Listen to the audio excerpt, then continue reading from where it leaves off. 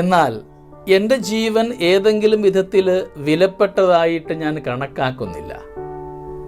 എൻ്റെ ഓട്ടം പൂർത്തിയാക്കണമെന്നും ദൈവത്തിൻ്റെ കൃപയുടെ സുവിശേഷത്തിന് സാക്ഷ്യം നൽകുവാൻ കർത്താവായ യേശുവിൽ നിന്ന് ഞാൻ സ്വീകരിച്ചിട്ടുള്ള ദൗത്യം നിർവഹിക്കണമെന്നും മാത്രമേ ഞാൻ ആഗ്രഹിക്കുന്നുള്ളൂ. സ്നേഹമുള്ളവരെ, മാമോദീസായിലൂടെ നമുക്ക് ലഭിച്ച ഒരു വലിയ ഉത്തരവാദിത്തമാണ് ക്രിസ്തുവിൻ്റെ പ്രഘോഷകരായിട്ട് ജീവിക്കണമെന്ന്.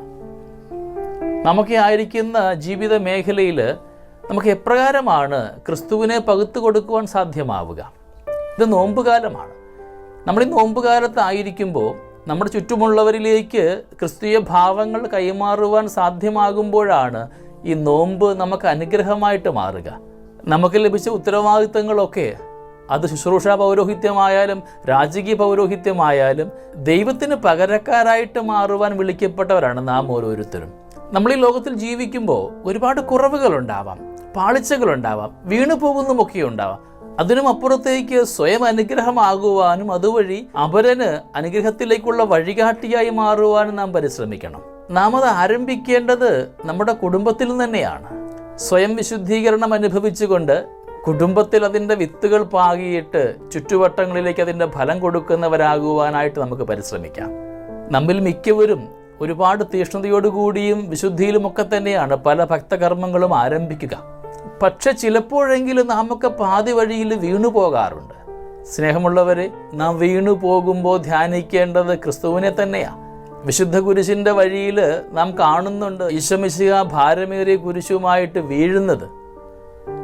നാം ധ്യാനിക്കേണ്ടത് വീണുപോയ ഈശോയല്ല, ഓരോ തവണ വീഴുമ്പോഴും അവിടെ നിന്ന് പിടഞ്ഞെഴുന്നേൽക്കുന്ന ഈശോയാണ് നാം ധ്യാനിക്കേണ്ടത്.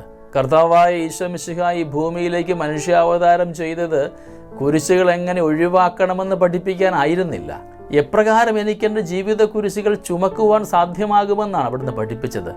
സ്നേഹമുള്ളവരെ, അപ്പസ്തോല പ്രവർത്തനങ്ങളുടെ പുസ്തകം 20-ാം അധ്യായത്തിൻ്റെ 24-ാം വചനം ഓർമ്മിപ്പിച്ചതുപോലെ നമ്മുടെ മൂല്യത്തിലേക്ക് നോക്കാതെ, നിന്റെ മഹിമയ്ക്ക് വേണ്ടി അധ്വാനിക്കാതെ, നിനക്ക് ഒരുപാട് കുറവുകൾ ഉണ്ടാകുമ്പോഴും അതിൻ്റെയൊക്കെ അപ്പുറത്തേക്ക് നിന്റെ ഉത്തരവാദിത്തങ്ങൾ ഭംഗിയായിട്ട് ചെയ്യുവാൻ, നിന്റെ ഓട്ടം പൂർത്തിയാക്കുവാൻ, നിന്നെ ഭരമേൽപ്പിച്ച മാമോദീസാൽ കിട്ടിയ പ്രേക്ഷിത ധർമ്മം പൂർത്തീകരിക്കുവാനായിട്ട് നമ്മളെ ഓരോരുത്തരെയും യോഗ്യരാക്കണമേ എന്നാവട്ടെ നമ്മുടെ ഇന്നിൻ്റെ പ്രാർത്ഥന.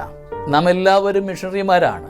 നാം ആയിരിക്കുന്ന ഇടങ്ങളിൽ ക്രിസ്തുവിൻ്റെ ദൗത്യങ്ങളൊക്കെ പൂർത്തീകരിക്കുവാനായിട്ട് നമ്മളെ ഓരോരുത്തരെയും അനുഗ്രഹിക്കണമേ എന്ന് പ്രാർത്ഥിക്കാം. ഒപ്പം ഈ ലോകത്തിൻ്റെ വ്യത്യസ്തമായ കോണുകളിൽ ശുശ്രൂഷാ മേഖലയിലായിരിക്കുന്ന എല്ലാ ശുശ്രൂഷകരെയും അഭിഷിക്തരെയും ഒക്കെ നമുക്കിന്ന് ഒരു നിമിഷം ഓർത്ത് പ്രാർത്ഥിക്കാം.